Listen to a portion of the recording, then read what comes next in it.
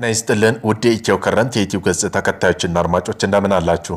ለዕለቱ የተመራረጡን አርዕስተ ዜና ወደ እናንተ ይዘን ቀርበናል። በቅድሚያ አርዕስተ ዜናዎቹን ነግራችኋለን። አብራችሁን ቆዩ። ኤርትራ የሆነችበት ምክንያት ይፈርሳል ሲሉ ዲያቆን ዳንኤል ክብረት ተናገሩ። ኤርትራ የተገነጠለችበት ኢትዮጵያ የባህር በር እንድታጣ ታስቦ እንጂ ኢትዮጵያ የባህር በር ስታገኝ በኤርትራ የሆነችበት ምክንያት ይፈርሳል ሲሉ ተናግረዋል። በዚህም ጉዳይ ዜና ትንታኔያችን አካተናል። የትግራይ ጊዜያዊ አስተዳደር ፕሬዝዳንት ጄኔራል ታደሰ ወረደ ከሰሞኑ መቀሌ ከነበረው ግርግር በኋላ ዛሬ አዲስ አበባ መግባታቸው ታውቋል። በዚህም ጉዳይ ከጠቅላይ ሚኒስትሩ ጋር ምክክር አድርገዋል። በምን ጉዳይ የሚለውን የዜና ጥንቅራችን አካተናል። በጠላቶቻችን እጅ ልትወርቅ ጫፍ ደርሳለች ነበር ሲሉ ዶክተር ደብረጽዮን ገብረ ሚካኤል ተናገሩ። የፕሪቶሪያ ስምምነቱ ይፈረማል ተብሎ የሚጠበቅበት ኖቬምበር 2 ደብረጽዮን በቦታው ያለው ሁኔታ ምን ያህል አደገኛ እንደሆነ የሚገልጽ ሌላ መልእክት ላከ። በዚህም ጉዳይ የዜና ጥንቅራችን አካተናል። ቆይታቸው የምትሰሙት ይሆናል። ኤርትራ ተልዕኮ አጥቷል፣ በቀጠናው ያለው ተጽዕኖ ጠፍቷል በማለት ከኢጋድ አባልነት መውጣቷን አስታውቃለች። በዚህም ጉዳይ ሌላ ጥንቅር የምናካትታቸው ነገሮች አሉ፣ ትሰሙታላችሁ። ለዘመናት ባስተዳደራቸው ባህር ላይ የበይ ተመልካች መሆን የለባትም ሲሉ ተናገሩ። ቀይ ባህር፣ የህንድ ውቅያኖስና ሜዲትራኒያን ባህር በማግኘት በተለይ በዓለም ዙሪያ ተፈላጊ ሆኖች ነዳጅ ከመካከለኛው ምስራቅና ከባህር ሰላጤው ሀገራት ለማጓጓዝ አጭር መንገድ በመሆኑም በዓለም የንግድና የፖለቲካ ላይ ወሳኝ ቦታ አለው ተብሏል። በዚህም ጉዳይ የዜና ጥንቅራችን አካተናል። ቆይታቸው የምትሰሙት ይሆናል። ከ5000 በላይ ኢትዮጵያ ዜጎች አዲሱ በአሜሪካ ውሳኔ ተጠቂ ናቸው ተብሏል። በምን ጉዳይ የሚለውን የዜና ጥንቅራችን አካቶታል። የተማሪዎች ነፃ የትምህርት ዕድል ስኮላርሺፕ በጥፍ ለማሳደግ ወስነናል ሲሉ የህንዱ ጠቅላይ ሚኒስትር ናሬንድራ ሞዲ ተናግረዋል። የህንዱ ጠቅላይ ሚኒስትር ናሬንድራ ሞዲ በኢፌዴሪ ጠቅላይ ሚኒስትር ዶክተር አብይ አህመድ ጋር ሰፊ ውይይት ማካሄዳቸውን አሳውቀዋል። በዚህም ጉዳይ የዜና ጥንቅራችን አካቶታል። ቆይታቸው የምትሰሙት ይሆናል። የኢትዮጵያ የኒኩሌር ኃይል ኮሚሽን እና የሩሲያ ፌዴሬሽን የሮሳቶፕ ኢነርጂ ፕሮጀክት የኒኩሌር ኃይል ሚስጥራዊ መረጃዎች የመጠበቅ ስምምነት ተፈራርመዋል። በዚህም ጉዳይ የዜና ጥንቅራችን አካተናል። ቆይታቸው የምትሰሙት ይሆናል። እነዚህን የመሳሰሉ አርዕስተ ዜና ወደ እናንተ ይዘን ቀርበናል። ቤተሰብ ለመሆን ላይክ፣ ሸር፣ ሰብስክራይብ ማድረገውን እንዳይረሱ። ወደ ዕለቱ የመጀመሪያ ዜና ጥንቅራችን ስናልፍ ኤርትራ የሆነችበት ምክንያት ይፈርሳል ሲሉ ዲያቆን ዳንኤል ክብረት ተናገሩ። ኤርትራ የተገነጠለችው ኢትዮጵያ ባህር በር እንድታጣ ታስቦ ነው። ኢትዮጵያ ባህር በር ስታገኝ ኤርትራ የሆነችበት ምክንያት ይፈርሳል አሉ።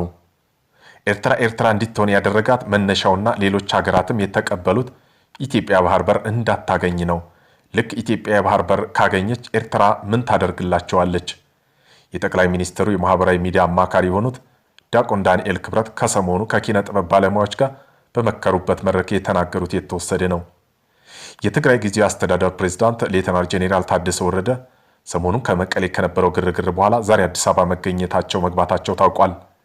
ጄኔራሉ ኃላፊነት ሲቀበሉ ከተሰጧቸው ስራዎች መካከል የፈጸሙን ነገር እንደሌለ የተዘገበ ሲሆን የዛሬው አዲስ አበባ ጉዞ ምርጫ 2018 ወልቃይት በጀት ዋነኛ ከጠቅላይ ሚኒስትሩ አብይ ጋር በ4 ኪሎ የሚመክሩባቸው ነጥቦች እንደሆነ ተጠቁሟል። በመቀሌው አለመረጋጋት ለቀናት ከቀጠፉ በኋላ በቅርብ ብቅ ማለታቸው ይታወሳል። በጄኔራሉ የሚመራው ጊዜያዊ አስተዳደሩ ዛሬ ባወጣው መግለጫ የፌዴራል መንግስት በወልቃይት ጉዳይ እርምጃ እንደሚወስድ የሚጠበቅ መሆኑን ተመልክቻለሁ ብለዋል።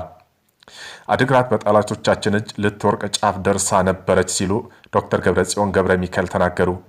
የፕሪቶሪያ ስምምነት ይፈረማል ተብሎ የሚጠበቅበት ኖቬምበር 2 ደብረጽዮን በቦታው ያለውን ሁኔታ ምን ያህል አደገኛ እንደሆነ የሚገልጽ ሌላ መልእክት ላከ። ሰላም አድግራት በጠላቶቻችን እጅ ልትወርቅ ጫፍ ነች። የግጭት ማቆም ስምምነት ዛሬ መፈረም ከተቻለ ጥሩ ነው፣ ካልሆነ እንዴት መከላከል እንደምንቀጥል ስትራቴጂካዊ ውሳኔ ዛሬ ማታ ወስነን ትግበራ እንጀምራለን ብለው ነበር። በክስተቱ በኋላ ምን አይነት ማስተካከያ ቢደረግም ፕሪቶሪያ በአመራሩ ዘንድ እንደ ህዝብ ግንኙነት ስራ አልታየም ነበር። ትግራይ ከዚያ በኋላ ልትሸከም የማትችለው ጦርነት የማስቆም የተደረገ ሙከራ ነበር። በኋላ ግን በትግራይ በተሰጡ ብዙ አስተያየቶች አብዛኛው ጊዜ በህጋዊነት ሽኩቻ ውስጥ ባሉ ልሂቃን የሚመሩት ልኡካኑ ቡድን ምዕራብ ትግራይ አሳልፎ ለመስጠት እንደፈለገ ወይም ህገ መንግስት የድንበር ጥያቄ እንደተወ ይናገራሉ። የሆነው ግን ይህ አይደለም አሉ። በመጨረሻም ሰዓታት ለመፈራረም የተቃረበው የፌዴራል ወገን ነበር። እነሱም በጠንካራ አቋም በመነሳት ይደራደሩ ነበር። 11ኛው ሰዓት የፌዴራል ልኡክ ቡድን ወደፊት የሚቋቋመው ጊዜያዊ አስተዳደር ምዕራብ ትግራይና በራያ ላይ ስልጣን እንዳይኖር የሚደረግ ቃል ለማስገባት ሞክሮ ነበር። በትግራይ ወገን በዚህ አንቀጽ የፖለቲካ መልኩ ተቀባይነት የለው ነበር። ትግራይ ወይ ጥያቄ እንድትተው ወይም ከድርድሩ እንድትወጣ የሚያስገድድ ነበር።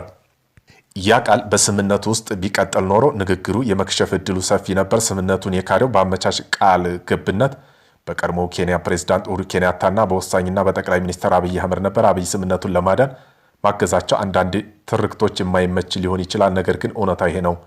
ረዳ ትናንት ኢትዮጵያ ፕሪቶሪያ ስቶፕ ዘዋር ፖለቲካል ኢምፕሪሊንግ ዘፒስ በሚል ካወጡ ጽሁፍ የተወሰደ ነው። ተልእኮ አጥቷል፣ በቀጠና ያለው ተጽዕኖ ጠፍቷል በማለት ከኢጋድ አባልነት መውጣቷን አስታወቀች። የኤርትራ የውጭ ጉዳይ ሚኒስተር ታህሳስ 3 2018 በአስመራ ባወጣው ጋዜጣዊ መግለጫ መሰረት ኤርትራ ከምስራቅ አፍሪካ የልማት በየነ መንግስት ኢጋድ አባልነት በይፋ መውጣቷን አስታውቋል።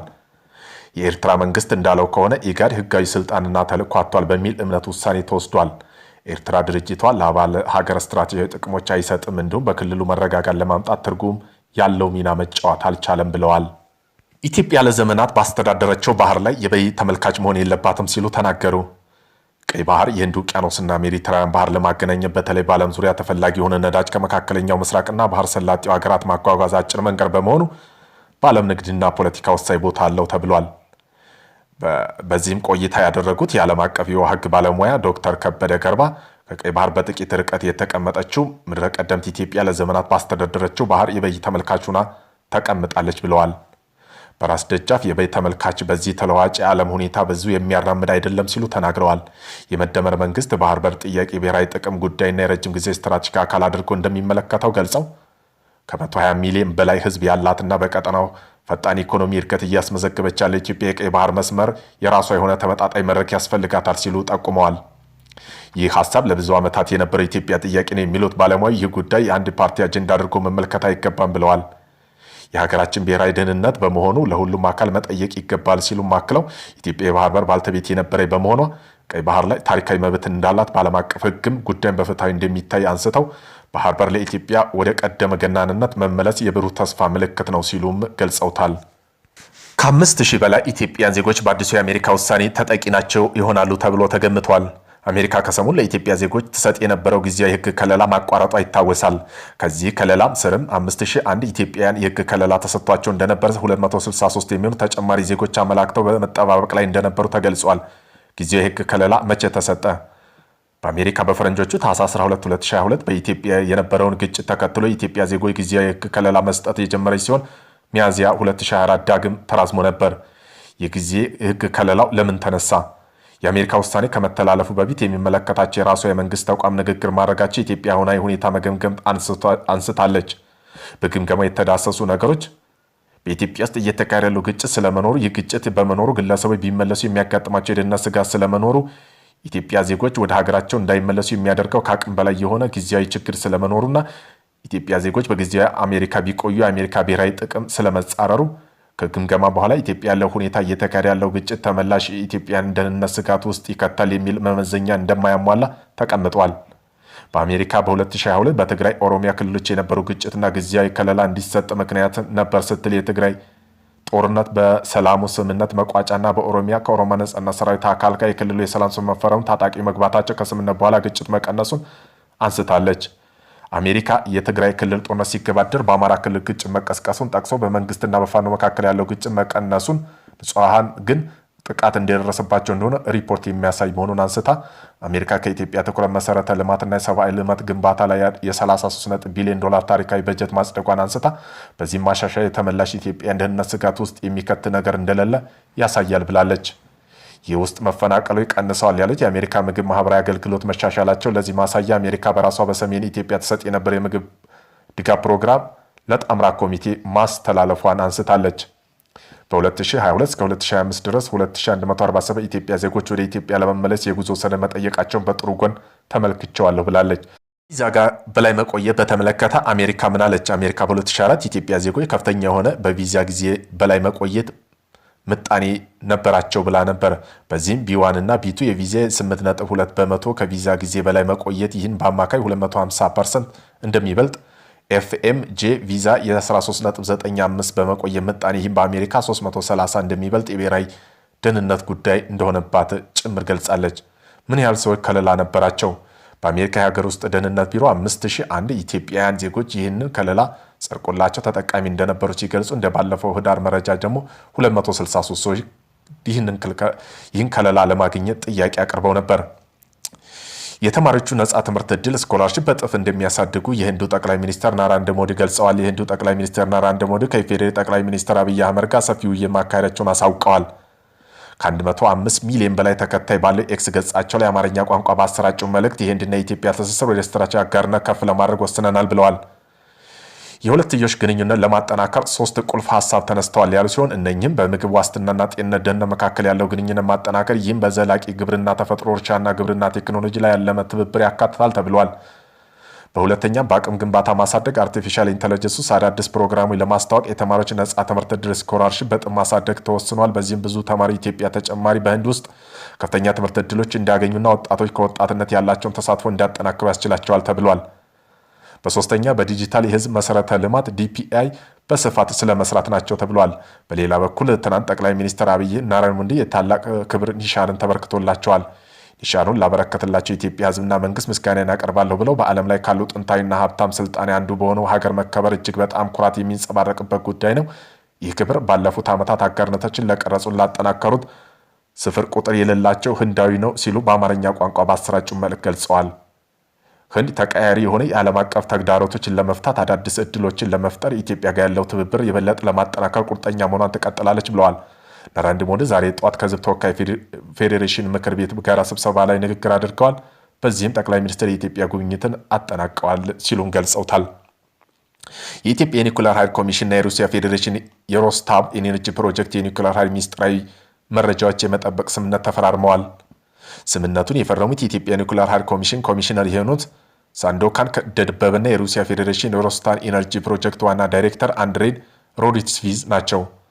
አቶ ሳንዶካን ደበበ የተመራ የኢትዮጵያ ልዑክ ቡድን በሩሲያ ሞስኮ ታህሳስ 6 እስከ ታህሳስ 10 ቀን 2018 የሁለቱ ወገኖች የመጀመሪያ ስብሰባ እየተሳተፉ ይገኛሉ። በስብሰባው ሚስጥራዊ መረጃ የመጠበቅ ስምምነት እና የፍኖተ ካርታ ሰነዶች ለውይይት ቀርበው ምክክር ተደርጎባቸዋል። የኒውክሌር ቴክኖሎጂ ካለው ዓለም አቀፋዊ ውድድር አንጻር ሚስጥራዊ መረጃ መጠበቅ እንዳለባቸው ተገልጾ ኢትዮጵያና ሩሲያ የመጀመሪያው የኒውክሌር ማመንጫ ጣቢያ ግንባታና ልማታዊ ለማፋጠን ቀደም ሲል ብለው የተገነባው ስምምነቶች ተግባራዊ ለማድረግ ቁርጠኛ መሆናቸው ተናግረዋል። የኒውክሌር ጣቢያ ግንባታ ፕሮጀክት በኢትዮጵያ ልማት እንቅስቃሴው ትልቅ ምዕራፍ መሆኑን ተመላክቶ መድረኩ ባለፉት መስከረም በሞስኮ በተካሄደው ዓለም አቀፋዊ የአቶሚክ ሳምንት ጎን ለጎን የተፈረመው በአጠቃላይ ተግባራዊ እቅድ ላይ ይመክራል ተብሏል። ጠቅላይ ሚኒስትር አብይ አህመድና የሩሲያ ፌዴሬሽን ፕሬዝዳንት ቭላዲሚር ፑቲን የኒውክሌር ቴክኖሎጂ ለሰላማዊ አገልግሎት ለኢትዮጵያ አስተማማኝ ኃይል ምንጭ እንደሆነ በመጠቀም መወያየታቸውን ኢትዮጵያ ኒውክሌር ኃይል ኮሚሽን አስታውሷል።